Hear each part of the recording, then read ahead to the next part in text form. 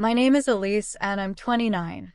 The night of my wedding, the band had just shifted from our first dance to something slow and golden. Glasses clinked, laughter sparkled, and fairy lights crowned everyone in soft halos. I could still taste the frosting from the cake test on my thumb, the way sugar lingers when a moment tries to convince you it's perfect. But my mother's smile was missing. Or it would have been if she'd bothered to show up. Drop a comment and let me know where you're listening from and what time it is for you right now. I want to know who's sharing this corner of the internet with me. I slipped away from the reception, applause fading behind me as I walked to the bridal suite. Inside, it was cool and quiet, a world away from the humid Georgia night. I sat on the edge of the velvet settee and picked up my phone. I wasn't checking for congratulations. I was looking for an explanation. There it was, a notification from my sister Ivy. I opened it, and the screen filled with the bluest water I'd ever seen. The Aegean Sea. There they were, my parents, Linda and Charles and Ivy, standing on the deck of a private yacht, tanned and glowing, champagne flutes in hand. The caption read, "Making waves with the billionaires. Sometimes business comes first. #priorities, #empire building." I stared at the screen. The silence in the room pressed in, heavy and cold. They hadn't missed my wedding because of a canceled flight or a family emergency. They'd missed it because they found a better party. They assumed I wouldn't see it until tomorrow, that I'd be too wrapped up in my little garden party, as my mother called it, to check social media. They assumed I'd just forgive them like I always did, because I was Elise, the reliable one, the silent partner who understood that business always came first. But this time, I didn't feel the familiar ache of disappointment. I didn't want to cry or call them and beg for an explanation. I felt something else, cold, clear, and sharp. I sat down at the vanity, pushing aside the makeup brushes and hairspray. I opened my laptop. The screen glowed, lighting my face in the dim room. I logged into the admin portal for Sterling Events. My fingers moved with practice speed. I wasn't shaking. My breathing was steady. This wasn't a breakdown. It was a transaction. I navigated to the user management tab. Linda, Charles, Ivy. Their names were listed as super administrators, with full access to everything. The bank accounts, the client lists, the vendor contracts. They had the keys to the kingdom, but they'd never bothered to learn how the castle was built. I clicked edit, then revoke access. My mother first, then my father, then Ivy. One by one, their digital fingerprints vanished. Next, I opened the financial dashboard. I pulled up the corporate credit cards, the black cards they loved to flash at dinners, the ones they were using to buy rounds of drinks in Greece. I selected the card ending in 7812. Status, active. Recent transactions. Helios Yacht Charters, $80,000. Mykonos Beach Club, $5,000. They charged the yacht to the company, to my hard work. I didn't hesitate. I clicked freeze. I repeated the process for every card linked to their names. The travel accounts, the expense stipends, the gas cards. Within 5 minutes, it was done. The kill switch was engaged. They were thousands of miles away, surrounded by luxury, believing they were untouchable. But in reality, they were just actors on a stage, and I had just cut the power to the theater. I closed the laptop. The screen went black. I looked at myself in the mirror. I was still wearing my wedding dress, but the woman looking back at me wasn't a bride anymore. She was a CEO conducting a hostile takeover. I stood up, smoothed the silk of my skirt, and walked back out to the reception. The music was playing. My husband, Daniel, was waiting for me on the dance floor. I smiled, and for the first time all day, it reached my eyes. To understand why I didn't hesitate, you have to know what Sterling Events really is. On paper, it's a family business. My parents, Linda and Charles, are the founders.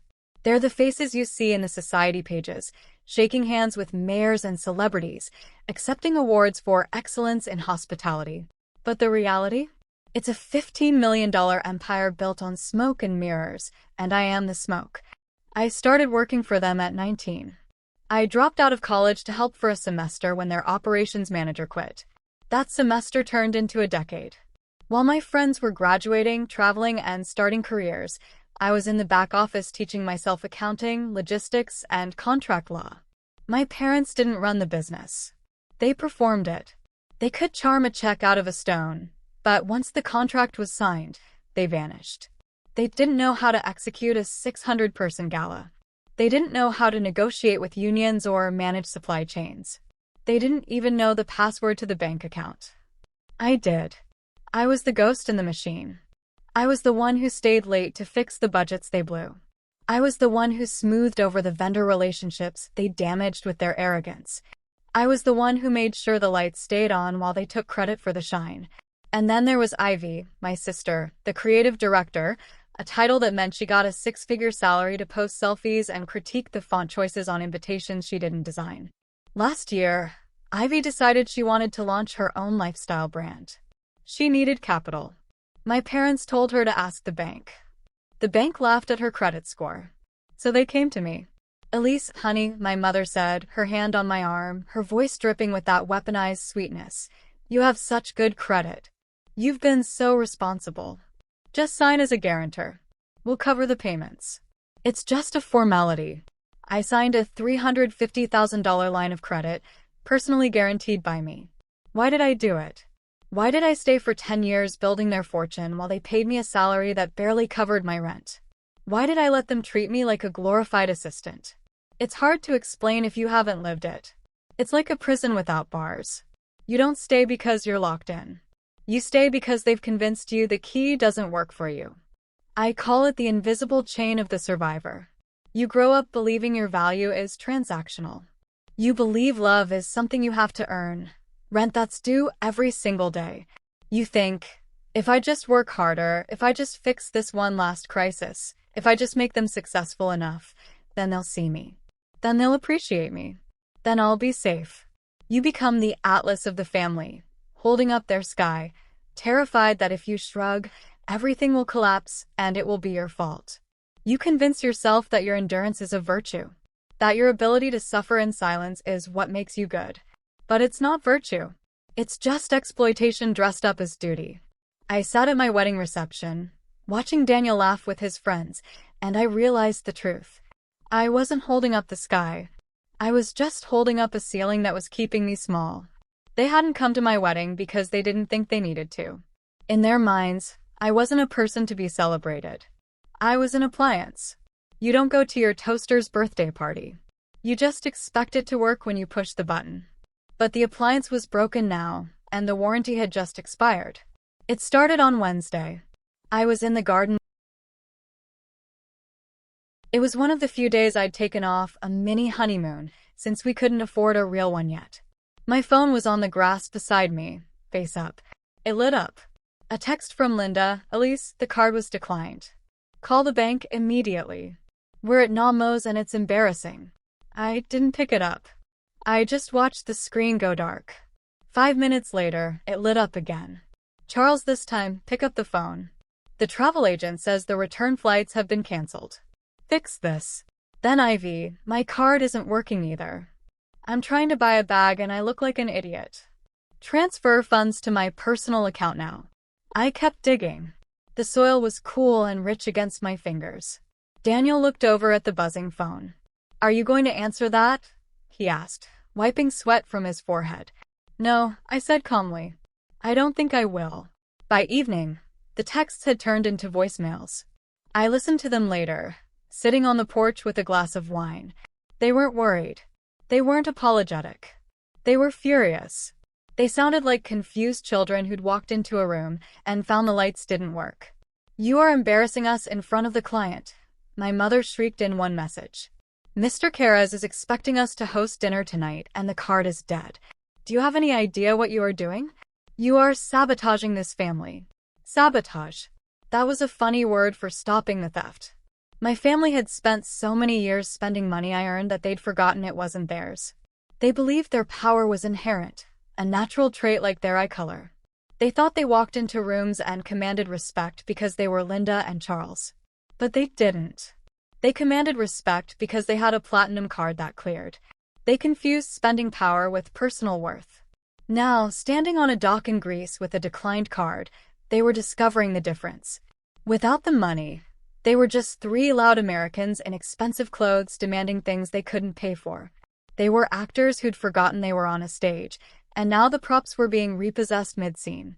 Ivy posted a story on Instagram later that night. A black screen with white text.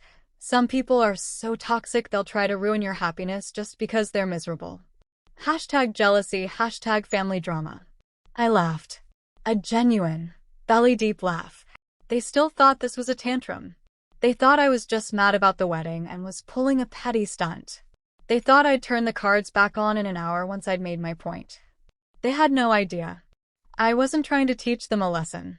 I was evicting them. I sent one text back to the group chat before I went to bed. The cards are canceled. The accounts are frozen. Figure it out. Then I blocked their numbers for the night. I slept better than I had in 10 years. Thursday morning, I didn't go to the office. I went to the glass-walled building downtown where my corporate attorney Marcus had his practice. Marcus had been the company's lawyer for 5 years, but he and I had always had an understanding. He knew who did the work. He knew who signed the checks.